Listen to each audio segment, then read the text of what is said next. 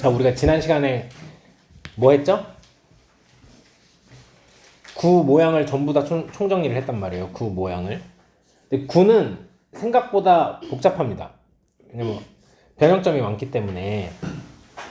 왜냐면 절 이런 것만 어렵고 특수구문만 어렵다고 생각하는데 얘가 진짜 기본 뼈대가 되는 거예요. 얘를 모르면, 그러니까 우리가 명사를 모르면 왜 주어에 명사 자리가 들어가고, 예를 들어 문법 문제 나올 때 보호 자리에 들어가는 건 뭐죠?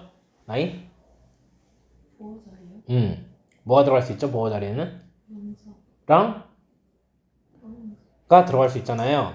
그러니까 기본적으로 이렇게 낼 수 있잖아. 보호 자리에다가 부사를 집어넣고 있게 맞냐 안 맞냐. 근데 보호 자리에 이제 부사가 들어갈 수는 없다. 이걸 모르면 또 그런 문법 문제 하나 놓치는 거 아니야. 그러니까 기본적인 뼈대를 모르면은 여기 구에서 빠져버리면은 절도 못하는 거예요. 어차피 절 속에 구가 포함이 돼 있을 거고, 그지? 그리고 그걸 제대로 착착 잘 안 쌓으면은 그 다음에 뭐도 못해? 정치를 못한 거잖아. 정위치를 제대로 못 배운 거란 말이야. 그럼 뒤에 있는 도치나 강조는 못할 게 뻔합니다. 제일 좀 지루할 수도 있고 제일 복잡할 수도 있고 좀 많아 외울 것도 많고 이런 게 구 파트예요. 그러니까 여기가 딱 허리 부분이라고 생각하시고 집중해서 잘 보셔야 돼요. 아시겠죠? 그래서 자, 지금 명사구 7가지, 형용사구 7가지, 부사구 6가지 얘기하면 다 대답할 수 있어야 돼요. 이건 계속 하실 줄 아셔야 돼요. 아시겠죠? 정리를 한 다음에 거기에서 우리가 제일 힘들었었던 게 뭐냐면, 뭐 여러 가지 종류 막 있는데, 아니 도대체 뭐 투부정사, ing 이런 거 뭐냐, 그런 거에 대해서 얘기를 했었어요. 왜 그런 애들이 어떻게 생겼는지, 어떻게 해서 생기게 됐고 생성 원리가 어떻게 됐는지 이제 알아봤기 때문에 이번에는 이제 차근차근 하나씩 그래서 투부정사에 대해서 알아볼 겁니다.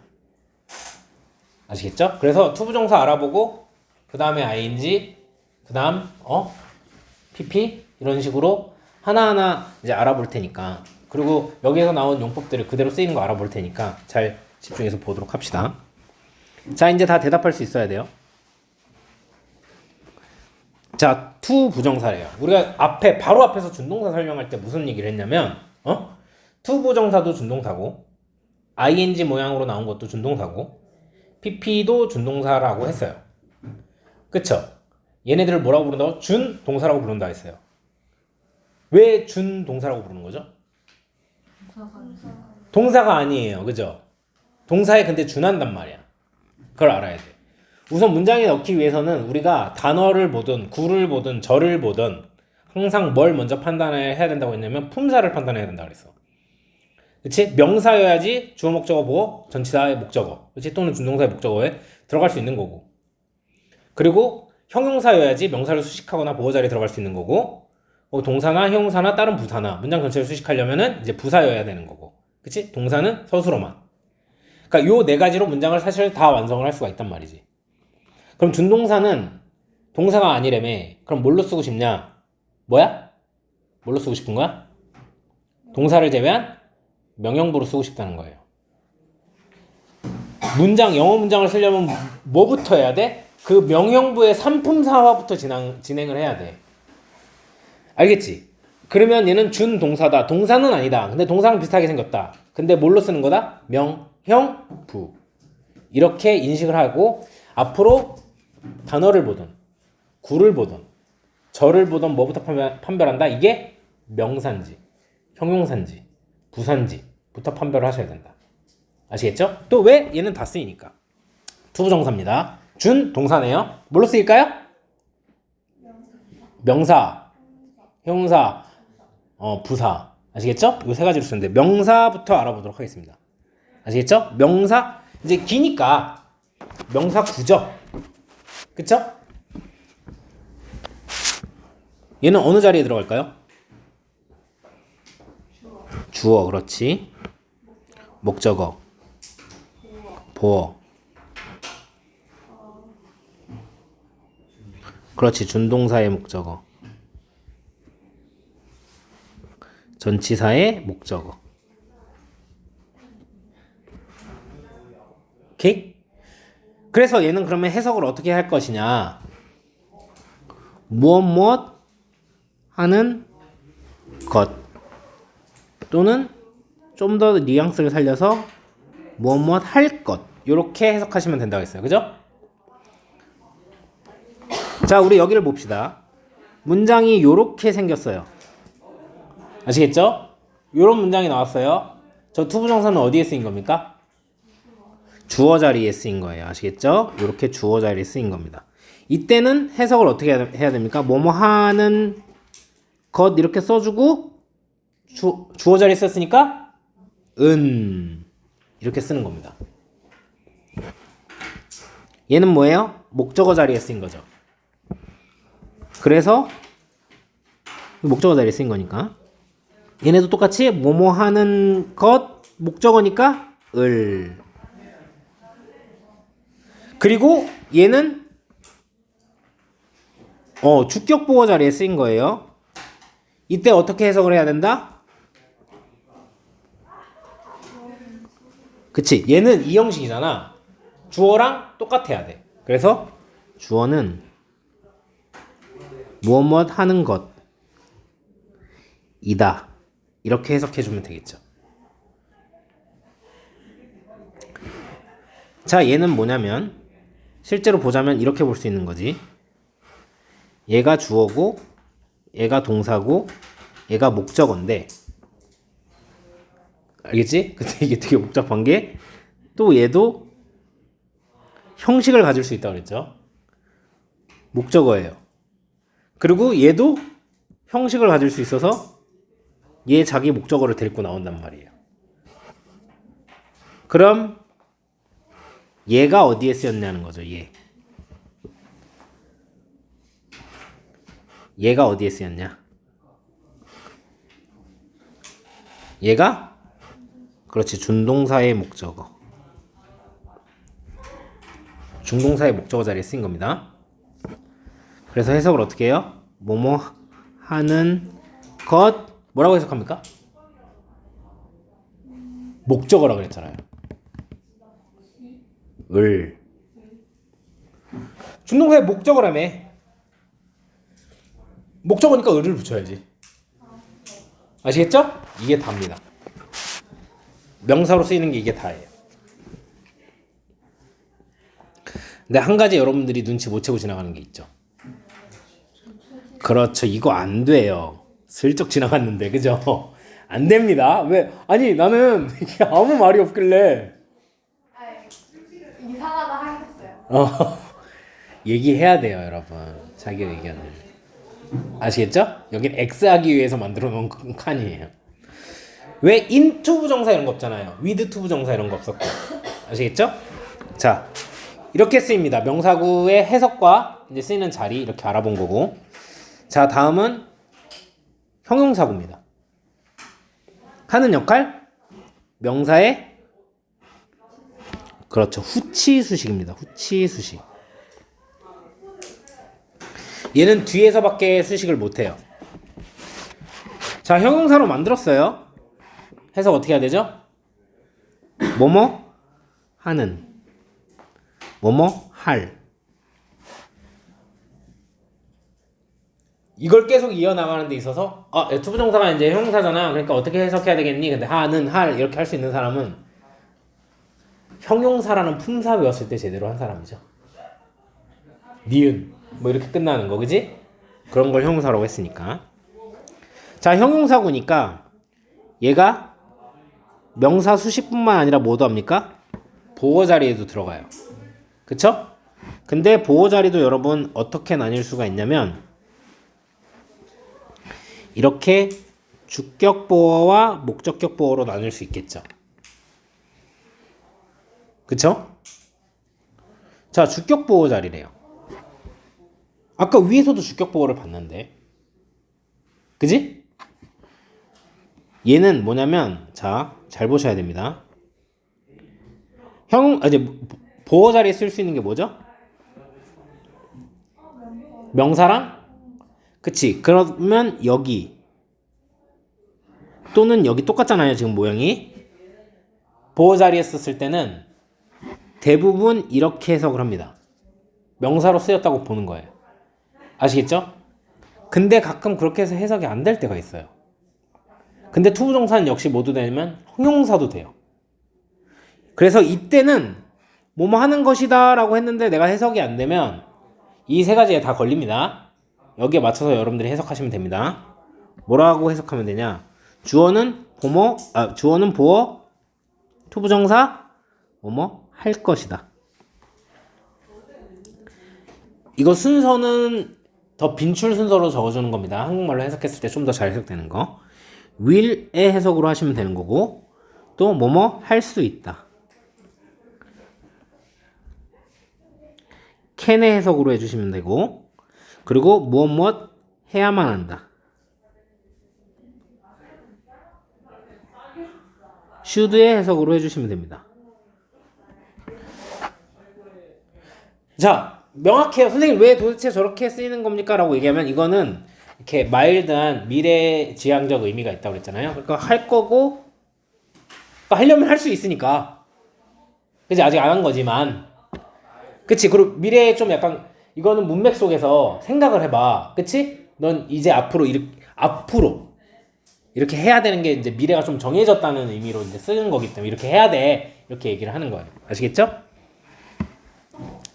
자, 근데 여기서 한 가지 여러분 더 봐야 될 게 뭐냐면 앞에 이렇게 보호에 쓰였는데 앞에 이렇게 if가 붙었어요. 그러면 여러분 이렇게 해석하는 게 아니에요. 만약 주어가 뭐뭐 할 것이다. 할 수 있다. 해야만 한다가 아니라 요거를 버무려서 해석을 하셔야 되죠. 할 거라면. can은 할 수 있는 거니까 할 의도라면. 그리고 should를 좀 더 버무려서 할 작정이라면. 바로 문맥을 눈치채가지고 여러분들이 그렇게 자연스럽게 해석할 수 있으면 좋은데 아니면 세 가지 해보고 걸리는 걸로 하라는 거죠. 아시겠죠? 선생님 다 해봤거든요? 다 돼요. 해석이 이상하게 나오는 아무 뭘로도 안 되는데 이런 경우는 없어요. 아시겠죠? 자, 목적격 보호에 나온다면은 사실상 우리가 정확하게는 형용사로 쓰였다고 봅니다. 아시겠죠? 명사로도 쓸 수 있는데 그래서 이 두 가지 해석이 되는 거예요. 어떻게? 뭐뭇 오형식일 때 여기에 쓰였을 때 선생님이 이렇게 얘가 얘 하도록. 그러니까 오형식을 모르는 친구는 여기로 넘어오지 않았을 거기 때문에 그지? 또는 얘가 얘 하는 것을 요렇게 해석이 됩니다. 아시겠죠? 그리고 이제 반드시 문법 포인트이기 때문에 넘어가야 되는 게 투부정사와 목적격 보호로 쓰였을 때 본동사는 뭡니까? 뭐예요? 복습시키려고 하는 거예요.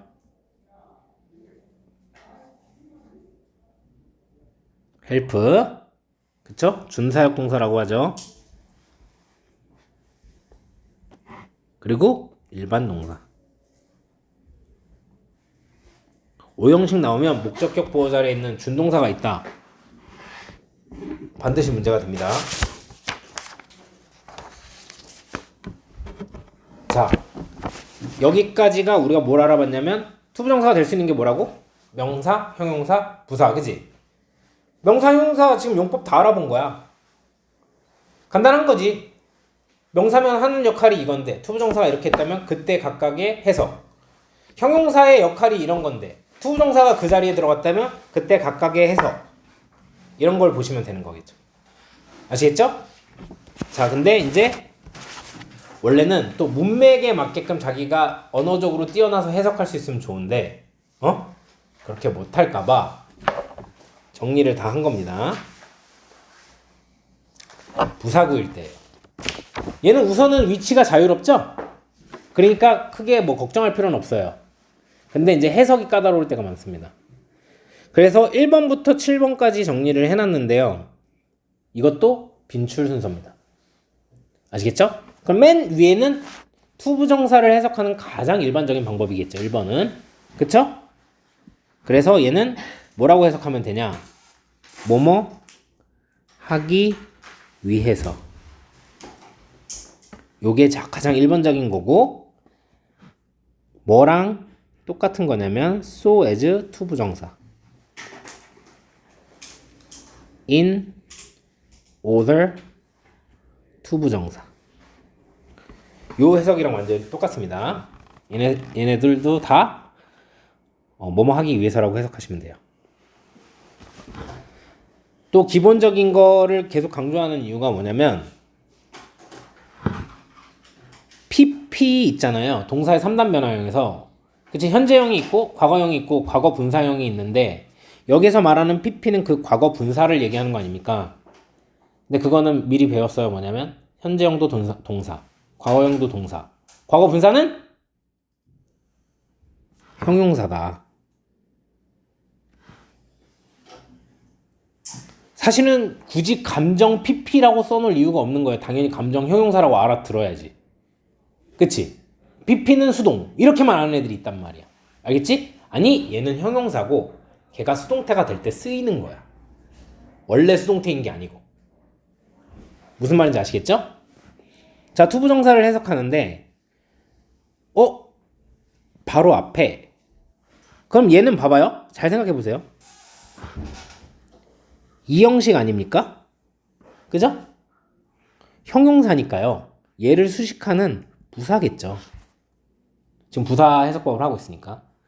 얘는 해석을 어떻게 하면 되냐?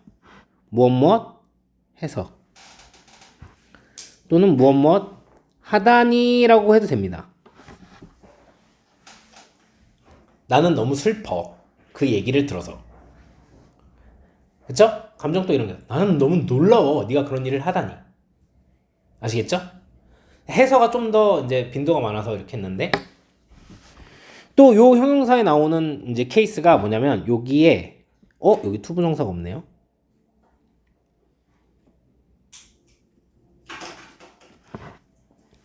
판단이나 평가 이런 게 들어가면 이때 하다니가 해석이 더 많이 되고요. 역시 해서라고 해석을 해도 문제가 안 됩니다. 근데 선생님이 저거 순서를 바꿔놓은 거는 해석이 좀 더 잘 많이 먹히는 스타일로. 그러니까 어차피 부사니까 형용사 수식을 많이 하네 보니까. 그치? 그래서 형용사의 상태를 많이 확인을 하고 해석을 하는 거지. 그냥 뭐 언어적으로 딱 되면은 뭐 너무 좋고. 근데 감정이나 판단이나 이런 종류가 아니라 그냥 우리가 뭐 볼 수 있는 형용사는 저 두 카테고리 안에 든다기보다 되게 많은 카테고리 안에 그지 안 들겠죠. 많은 형용사들이. 그럼 일반적으로 그냥 감정도 아니고 판단 이런 게 아니면 어떻게 쓰느냐? 뭐뭐 하기에 이렇게 쓰면 됩니다.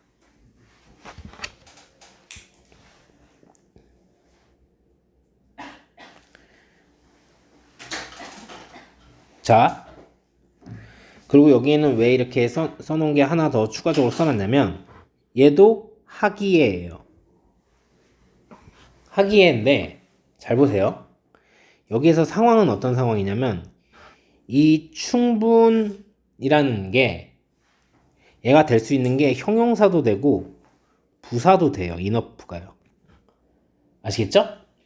여기에 있는 인업은 품사가 뭘까요?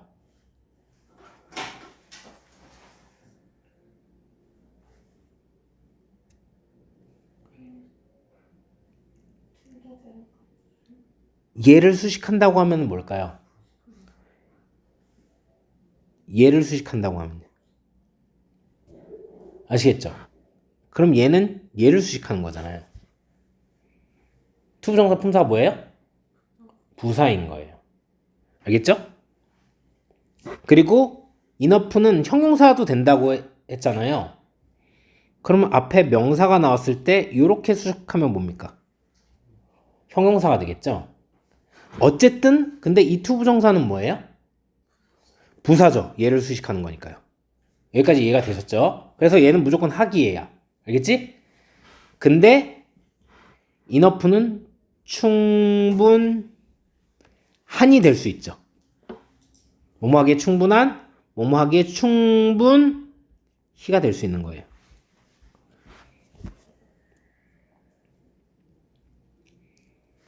이해가 되셨죠? 볼 겁니다. 모든 케이스를요. 자, 너무 많이 배웠어요. 투부정사죠, 이게. 응? 형용사나 부사니까 당연히 얘가 이제 부사로서 수식을 하는 거고, 뭐뭐 하기에 이렇게 해석하셔도 상관없습니다. 너무 뭐뭐 하다 이렇게 해석을 많이 하는데 좀 더 정확하게 뜻을 살리려면 결국 이거지. 너무 뭐뭐 해서 뭐뭐 할 수 없다입니다. 이거 왜 써줬냐? 아니 이게 사실 당연히 와닿으면 너무 좋은데 당연한 거 아니에요? 그럼 잘났어요. 좋은 거예요. 알겠죠? 안 와닿는 애들이 있어가지고 그런 애들까지 걱정해야 되는 거 아닐까? 선생님 입장에서는 뭐뭐 하기에 너무 뭐뭐 하다라는 건 그렇게 못한다는 거예요. 근데 이게 안 와닿을 수가 있단 말이지. 그런 친구들은 어떻게 해석하라고? 너무 뭐뭐 해서 뭐뭐 할 수 없다 이렇게 해석하시라는 거죠. 이해되셨죠? 오케이. only to 부정사입니다. 여기서 only라는 건요 여러분 그 이제 원어민 입장에서 뭐냐면 오직 그러니까 굉장히 제한된 상황을 얘기를 하는 거예요. 그것 빼고는 거의 안 되는 걸 얘기하는 거거든요. 그래서 이 두 가지 해석이 나오는 겁니다. 그러니까 우리야 나눠서 이제 해석을 이제 한글로 이렇게 바꿨을 때 이렇게 이게 좀 더 어울리겠다 하는 건데 걔네들한테는 이제 한 가지 느낌인 거예요, 사실은. 그래서 여러분들은 이렇게 해석하세요. 우선 오직 뭐뭐 하기 위해서 이렇게 해석을 하세요. only가 그냥 붙은 거니까. 아시겠죠? 근데 그렇게 해석이 안 되면 그러나 뭐뭐 하다 이렇게 해석하세요. 아시겠죠? 오케이? 이렇게 해석을 하시면 됩니다. 자, 뭘 정리했어요? 투부정사에 명사, 형용사, 부사 일 때 하는 역할 뭐랑 똑같아. 그냥 명사, 형용사, 부사랑 똑같아. 거기서 제한되는 상황 있는 거 빼고. 근데 우리한테 또 필요한 건 뭐냐? 그 각각 때 해석이 어떠냐? 그런 걸 알아봤고 그리고 이제 준동사를 배우는 것만큼 이 투부정사에 해당되는 준동사의 동사적 특징 5개가 어떻게 적용이 되느냐는 거지. 그걸 알아봐야 됩니다. 5개 특징 뭡니까? 첫 번째? 그렇죠. 얘는 형식을 가집니다. 형식을 가진다. 자, 두 번째. 주어를 가진다. 주어를 가질 수 있다.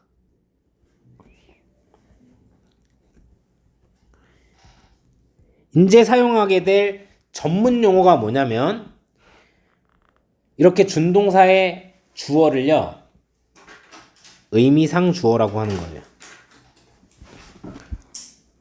왜 알려줘? 뭐 다른 선생님이 뭐 의미상 주어라고 하는데 이제 내 제자들만 못 알아들으면 안 되잖아요, 그죠? 의미상 주어라고 합니다. 그럼 어떻게 쓰냐?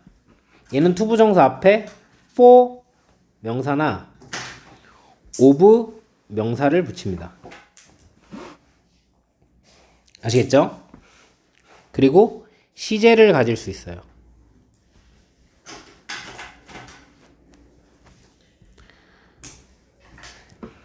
잘 안 나오는 부분까지도 좀 하도록 하겠습니다.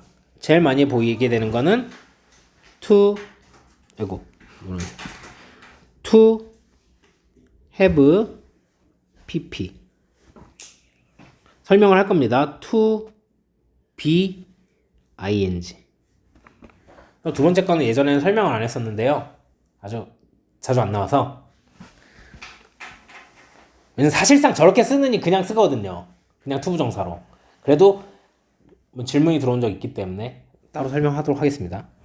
그리고 뭐가 가능합니까? 능동과 수동이 표현이 가능하죠. 가능하다. 수동은 이렇게 표현합니다. to, be, pp. 그리고 부사의 수식을 받는다.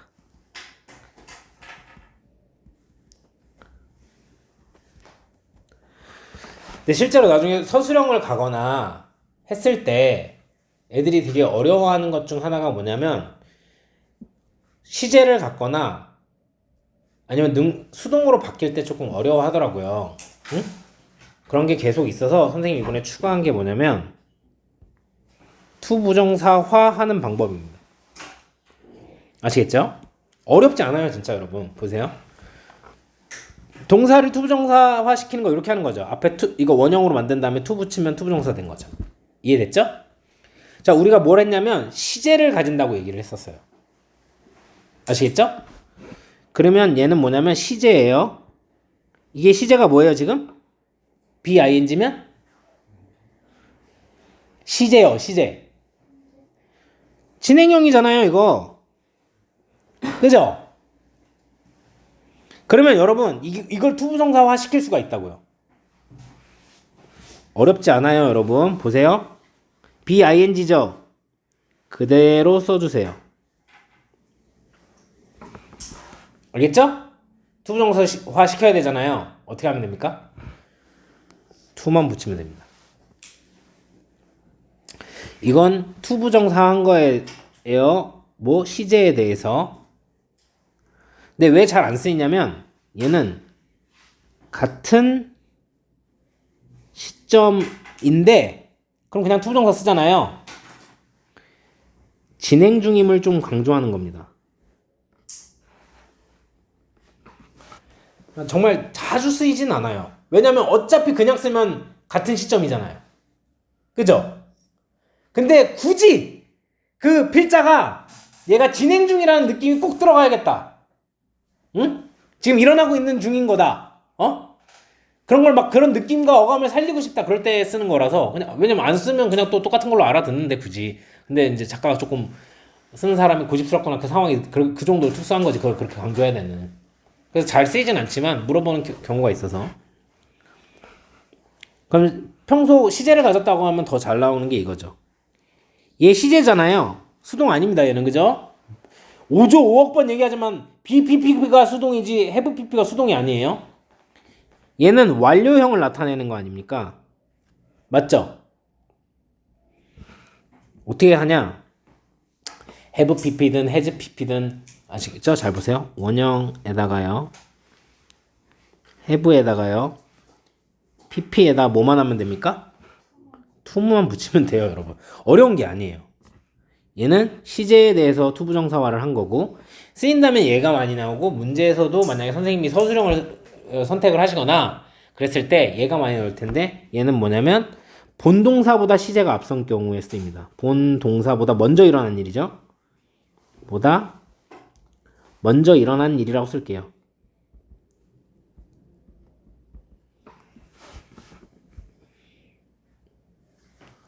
뭐 이런 거지. 나는 지갑을 잊어버린 후에 잊어버려서 경찰서에 갔었다. 그러면 잊어버린 게 먼저잖아요. 그쵸? 고를 때 쓴다는 거죠. 자, BPP가 뭡니까? 수동태입니다. have PP 아닙니다. BPP가 수동태예요. 그럼 얘도 BPP에다가 뭐만 붙이면 됩니까? to만 붙이면 돼요, 여러분. 어려운 거 아닙니다. 얘가 수동이 가능하다 할 때 수동태가 된 모습이고 얘가 뭐냐면 이런 거야, 여러분. have been pp는 뭡니까? 우선 완료형의 시제죠. 그죠? 시제는 완료형이죠. 그죠? 거기에다가 수동태를 결합해 준 거야. 그러니까 요거가 보면 우리가 현재 완료 수동이라고 부르잖아요. 그죠? 그러니까 뭐야? 얘의 수동태야. 시제랑 수동태가 결합이 된 거지. 그럼 뭐 이거 똑같아. 이것도 어려울 거 없어. 원래 이렇게 생겼다며. 원래 이렇게 생겼다며. 원래 이렇게. 여기다 뭐만 하면 돼? 투만 붙이면 돼. 그래서 뭐야? 투부정사한 건데 앞선 시제랑 먼저 일어난 일 그거의 수동태를 얘기한 거죠. 예를 들면 이제 지갑을 훔친 당한 게 먼저고 그래서 경찰서에 그 다음에 간 거죠. 고를 때 쓰이는 거예요. 이해되셨죠? 응? 자, 그래서 다시 한번 우리가 한 가지 약속을 하고 넘어가도록 하겠습니다. 표시를 하기 위해서 이제 구를 배우기 때문에 명사인데 구나 절이 나오면 앞으로 우리가 대괄호를 쓰도록 하겠습니다. 그리고 형용사 구나 절이 나오면요 기니까 뒤에서 수식을 보통 해주겠죠. 그래서 괄호를 해주고 수식하는 애를 이렇게 화살표로 표시를 해줄 거고 부사가 나오면 구나 절이 나오면 시작과 끝에 그냥 이렇게 우리가 괄호를 쳐줍시다.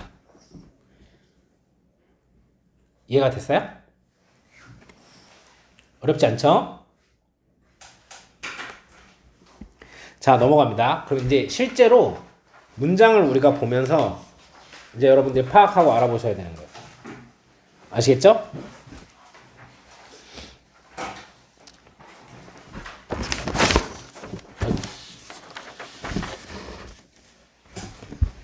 자, 갑니다. 우리가 이거부터 알아볼 거예요. 뭘 알아볼 거냐면은 이제 구를 쓰면서 구만 있는 구를 찾기는 어렵고, 왜냐면 여러분들 실제로 보는 거 중에서, 그래서 하나하나 절을 확실히 배우기 전에 좀 그거에 대해서 알아보면서 갈 겁니다. 아시겠죠? 대시라는 거가 이제 상당히 여러분 이제 문법으로도 많이 나오고 하기 때문에 이거부터 알아보도록 하겠습니다. 대시 문장 내에서 쓰일 때는요, that만 얘기하는 겁니다. that. 첫 번째 명사로 쓰입니다. 그때는 뭐야? 그것. 다예요. 그죠? that, 그것. 형용사로 쓰면 뭐야? 그것의. 또는 그러한. 부사로도 쓰입니다. 아시겠죠? 문장 내에 들어가려면 뭐 중에 하나로 판단을 해야 된다고요? 명령부. 그러니까 that은 그게 다 되는 거야.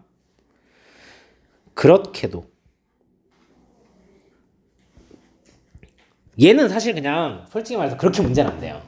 대신 항상 문제가 되는 건 뭐냐면 접속사로 쓰여가지고 뒤에 뭐가 나옵니까?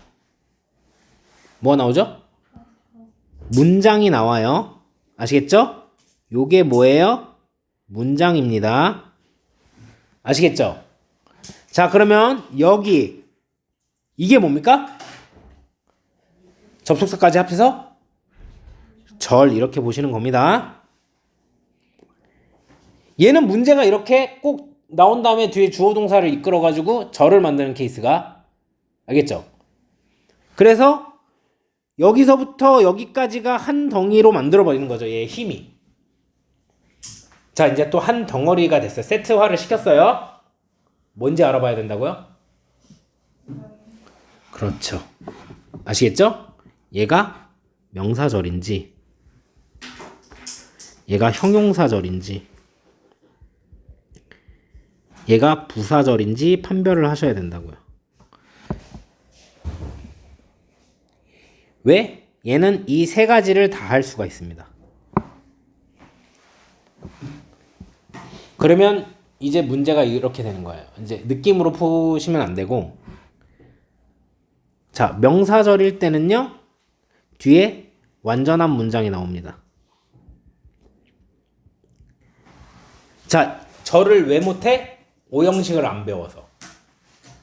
그러니까 오형식이라는 게 있는 건 그러니까 메타인지가 떨어지는 거지.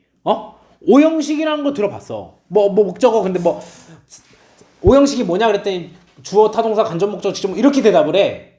근데 틀렸어. 아니야. 오형식 목적어, 목적보가 했는데 뭐 그 정도 해석만 할 수 있으면 되잖아요. 그러니까 안 되는 거야, 걔가. 뭐가 완전한지를 모르니까 절 나와서 제일 많이 문법에서 나오는 게 뭐야? 솔직히 너네들 학교에서 시험 보다 보면 이게 대시냐 와시냐 막 이런 게 엄청 나온단 말이야. 그걸 또 못하는 거야. 또 완전하다는 개념을 몰라서 그래. 아시겠죠? 그래서 저게 중요한 겁니다. 구조가. 형용사절이랑 구별이 딱 됩니다. 뭐 언어로 쓰려면 구별이 돼야 될 거 아닙니까? 얘는 뒤에가 불완전해요.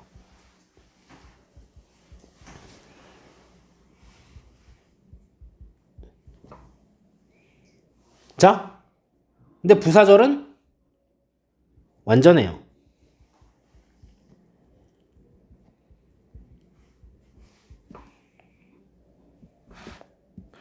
자, 얘가 명사절로 쓰여서 이렇게 해서 뒤에 완전한 문장이 나오면 주어나 목적어나 보어나 뭐 전치사의 목적어나 아니면 준동사의 목적어로 쓰이겠죠. 형용사면 뭐라겠어요? 명사, 특히나 후치, 수식을 합니다. 왜냐면 길기 때문에. 자, 여러분들 이거는 눈치채는 거죠. 봐봐요. 그럼 완전한 거나 대 뒤에 완전하면은 명사절이구나. 근데 대 뒤에 불완전하면은 형용사절이구나. 오케이. 잠깐만. 얘도 완전한데? 그럼 이거랑 이거는 어떻게 구별하지? 이 생각이 들잖아요. 그거는 부사라는 품사에 대해서 제대로 배웠었어야 되는 거죠. 그죠? 뭐야? 얘는 이 부사절을 제외하고 왜 얘가 부사니까 그 직전에 문장이 완성되었다는 거야. 예를 들어서 명사절 같은 경우는 얘가 이런 역할을 해줘야 되잖아. 그지? 근데 얘는 수식을 해줄 뿐이지 다른 구성 요소들은 이미 다 나와 있다는 거죠. 그래서 이 부사절을 제외해 완전한 문장이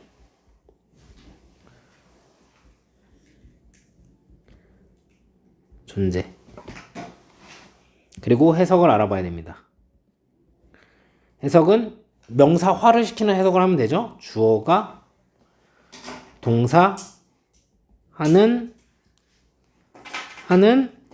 것 이렇게 해석하면 될 거고, 얘는 형용사처럼 해석을 해야 되기 때문에 불완전하기 때문에 주어가 또는 주어가 없을 수도 있고 동사 하는 이렇게 해석하시면 되고, 부사는 나중에 절할 때 좀 더 알아볼 거예요. 뭐 결과의 부사를 막 이렇게 있어가지고. 근데 대부분 여러분 어떻게 해석하시면 되면 그래서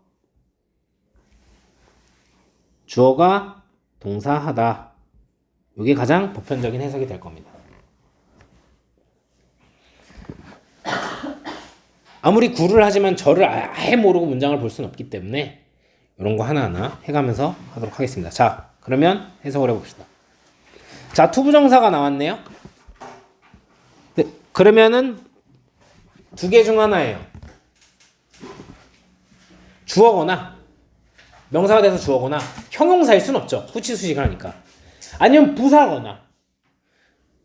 그치? 그러면 이제 주어냐 부사냐의 싸움이 되는 건데, 주어면은 문장의 구성 요소를 할 거고 부사면 얘를 제외하고 구성 요소들이 다 존재를 할 거예요. 근데 여기 보니까 요건 쉽지 않기 때문에 여기까지가 투부정사인데 얘가 주어가 돼주지 않으면 주어가 존재하지 않아요. 상당히 깁니다. 요렇게 여기까지가 주어입니다. 그래서 어떻게 되는 거냐면 우리가 그래서 잘 봐야 돼요. 해석은 어떻게 합니까? 말하는 것은 주어니까. 그리고 여기 대절이 나왔네요. 그래서 보니까 뒷문장이 완전하단 말이에요. 말하는 것은 우리가 필요하다는 것을 억제하는 것을 힘들어요. 그리고 얘도 형식을 가지는 거야. 화와 그리고 우리의 부정적인 생각들과 감정들을 억제할 필요가 있다고 말하는 것은, 여기까지가 주어. 굉장히 깁니다. 의미하는 것은 아니다. 여기가 또 명사절이 이렇게 등장했어요. 뒷문장 구조가 완전합니다. 우리가 부정해야만 한다는 것을, 우리의 감정들을 이렇게 생각하시면 됩니다. 빠르게 다시 한번 해석해 보도록 하겠습니다. 말하는 것은 우리가 필요하다는 것을 억제하는 것을, 화와 부정적인 감정들 그리고 부정적인 생각들과 감정들을. 선생님 조사를 지금 되게 강조하고 있죠. 그래야지 구조가 정확해 보이는 거예요. 이렇게 말하는 것은 의미하지 않는다. 자, 우리가 부정해야 한다는 것을, 우리의 감정들을. 자, 요렇게 되는 겁니다. 아시겠죠? 근데 여기서 한 가지 볼게. 우선은 요렇게 보셔야 돼요. 요거를 일부러 저렇게 해놓긴 했는데 앞으로 요렇게 좀 표시를 해줄 건데, 병렬 연결에 좀 신경을 쓰셔야 돼요. 이 앵거랑 and로 인해서 병렬 연결되어 있는 게 뭐냐면 이 전체입니다. 이렇게. 아시겠죠? 그리고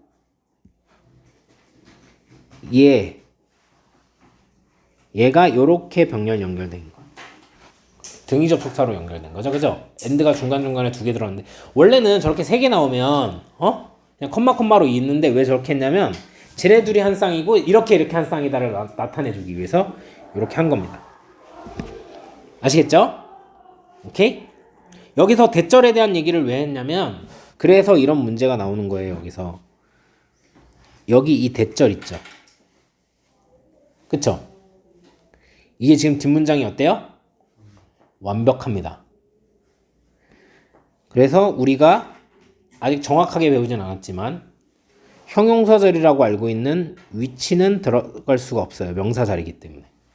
영어는 위치어라고. 그리고 바로 뒤에서 또 배울 건데 what이 나올 수가 없어요. 왜? what은 뒷문장 구조가 불완전하기 때문에. 명사절기. 이게 어디에도 해당된다? 얘도 해당된다. 자, 이게 고등학교 와서 가장 많이 나오는 문제 패턴이다. 대을 보고 상대 보기로 what이냐 위치냐를 두고 싸우는 거. 이게 가장 많이 나오는 패턴이다. 아시겠죠? 우리가 그래서 꼭 해봐야 되는 건 그래도 준동사를 배우고 있기 때문에 구를 여기 있는 투부정사와 여기 있는 투부정사 이렇게 두 개, 여기 1번과 2번 네, 정체에 대해서 알아야지 문법적으로도 정확하고 그리고 해석도 할 수 있는 거죠. 자, 이거 1번 1번은 뭡니까? 뭐부터 판별하라고요?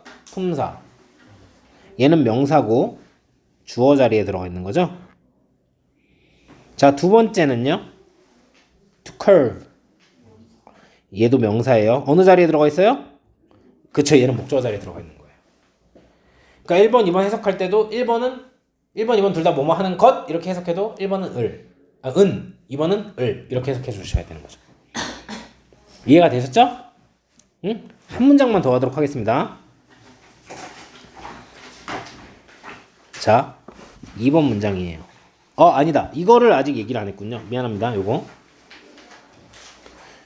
자, 우리가 문장 내에서 미인을 보게 되는데요. 이제 더 이상 그 초등학교, 중학교가 아니란 말이에요. 고등학교에서는 이거 변형점이 되게 많은데 잘 몰라요, 애들이. 우선은 우리가 제일 많이 아는 건 뭐예요? 얘가 동사로서 의미하다. 이런 뜻으로 알고 있고 형용사 뜻은 뭐예요? 여러분 알아요? 나옵니다. 아시겠죠? 비열한 또는 인색한.